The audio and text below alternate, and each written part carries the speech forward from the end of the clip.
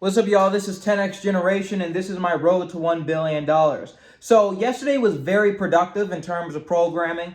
I was able to create a database structure for my computer sharing platform. And I had to refamiliarize myself with a thing called SQL.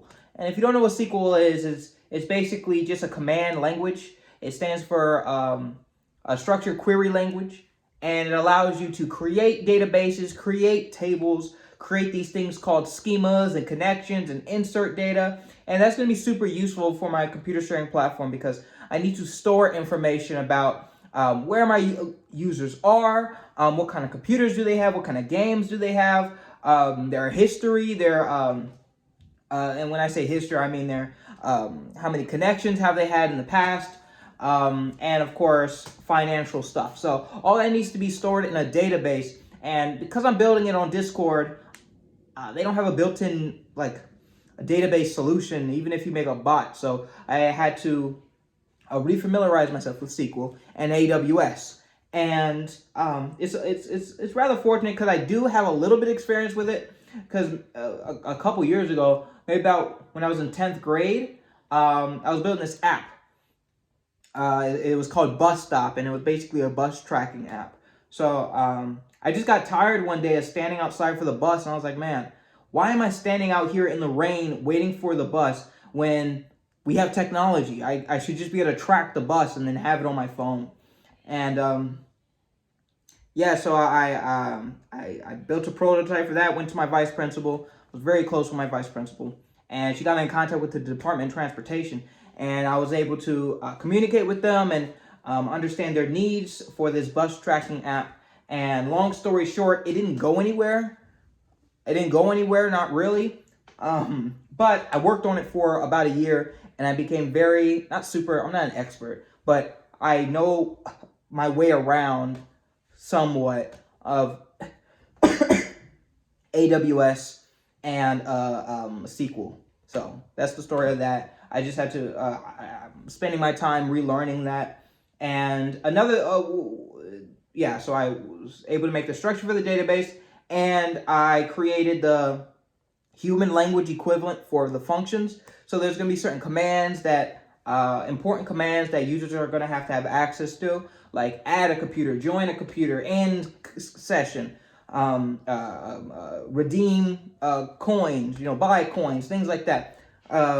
I have the functions all written out in a Google Doc of how they should, what permissions do they need, what kind of user, what functions does it execute. So it's all written out in plain language, just so when I move on to program it, I have it all there and I'm not thinking on the fly. And so that's all that I got done yesterday. Last thing about that particular thing. I have an issue. So the way AWS works is, if you're not familiar with AWS, it stands for Amazon Web Services, and it's they make most of their money not off of shipping toilet paper. They make most of their money off of providing cloud computing services, or AWS, Amazon Web Services.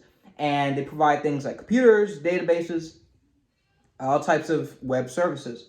But their databases are localized in certain areas, so they're spread all over the world.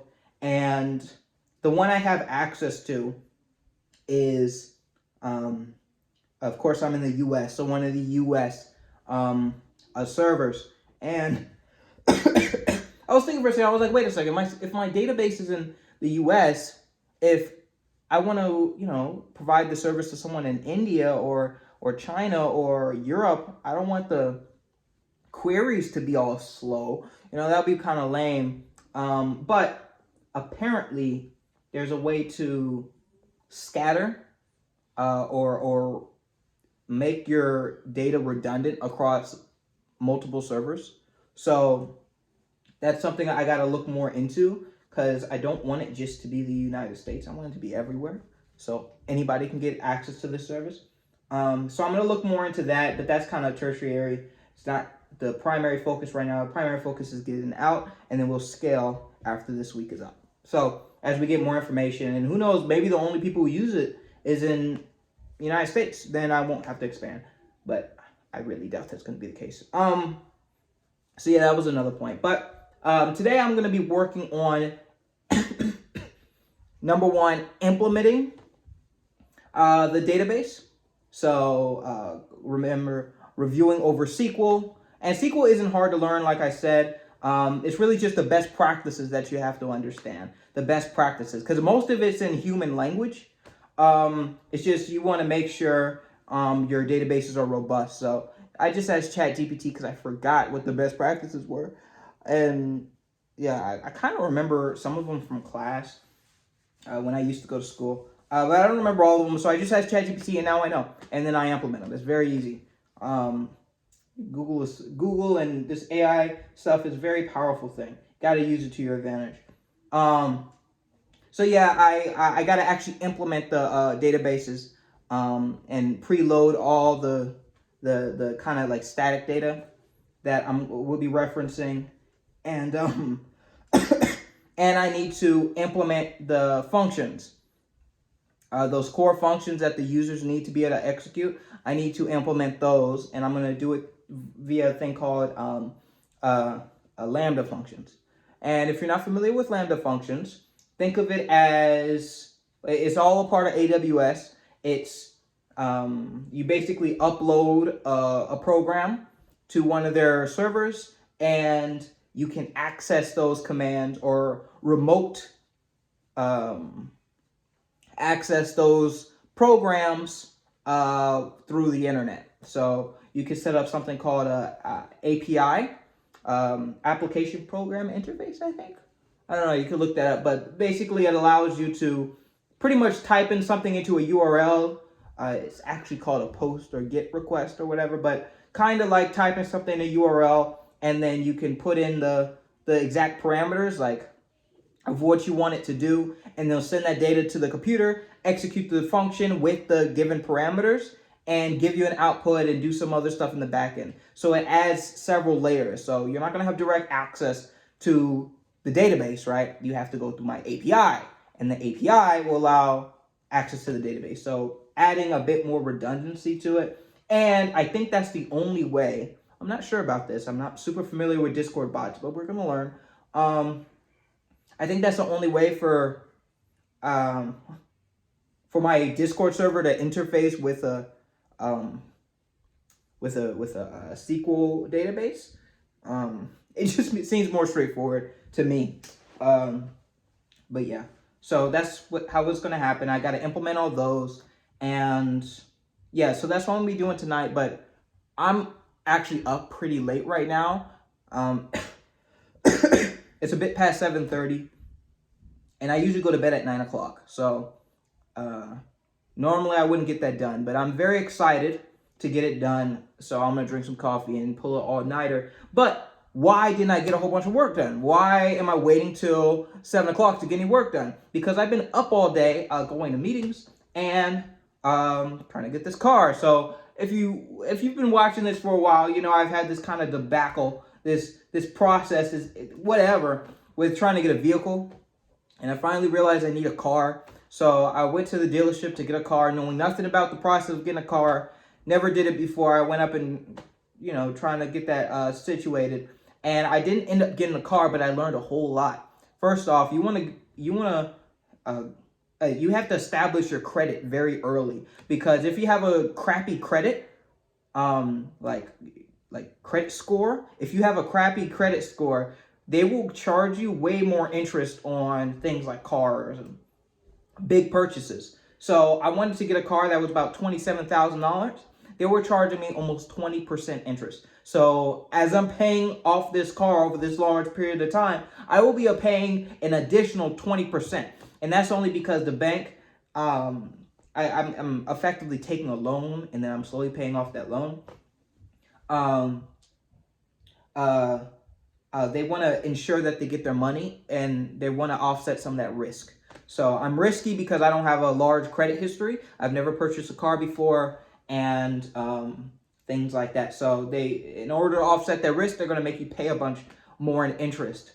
So the guy was saying, all you need to do, if you get a car first, and then you pay that off of, or you pay on that for 8 to 10 months, that will look good on your credit score. So next time you get a car, those rates will be a lot lower. So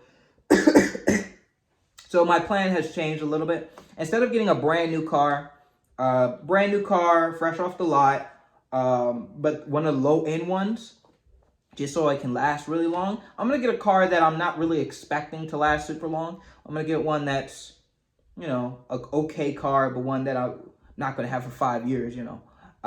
And pay on that, make sure I'm on a financing plan, and keep that for 8 to 10 months just to establish that credit. It can't be too bad because they said they don't actually value some cars. That's what the guy was saying. The car dealership person was saying they don't value some cars, so it can't be super duper bad, but I also don't want to pay a whole bunch for a good car. So it's going to be like mid to low range car. Make sure I'm on a financing plan, and then I can get that credit, show that I am trustworthy and all that stuff. And then after I've established that, my interest rate, I'm hoping, will go down significantly, so I can get another car that I actually do like, right? A new car that's going to last me a lot longer, and get that lower interest rate. So that's my plan now. I'm going to shop around for some cars tomorrow. So I have a couple things to do tomorrow. Tomorrow I'll shop around for cars, implement well, we'll see what I have to do after. It's really Discord bot stuff that I'm going to be doing tomorrow. And I've completely been sidetracked. I need to be continuing working on this website for my friend. So, and of course, you do some things for free, right? Do some things for free, but that doesn't mean you give a crappy product. So I need to work on that, get it done in a timely manner. I'll try to get it done by tomorrow. And, you know, because generosity is an investment, as I talked before in my videos, and I live by that. So, yeah, that's what I have done. That's what I'm going to do. And that's my thinking behind it. So, thank you all so much for watching. If you guys enjoyed this video, please like, comment, and subscribe. Hopefully this has been a little bit of motivation. Maybe this has been some life advice for young people, old people, people who want to get into technology, people who want to get some inspiration and some ideas of what they can do with learning how to program and thinking with a business mind and what you can achieve with confidence and stuff like that. So if any of that's interesting to you, you can follow along with my journey. I post every single day. So I'll see you guys tomorrow. But yeah, if you think this was inspirational, motivational, whatever, you can send it to a friend. They'll probably find it pretty cool as well. So thank you all so much. This has been 10X Generation, and I'll see you guys tomorrow.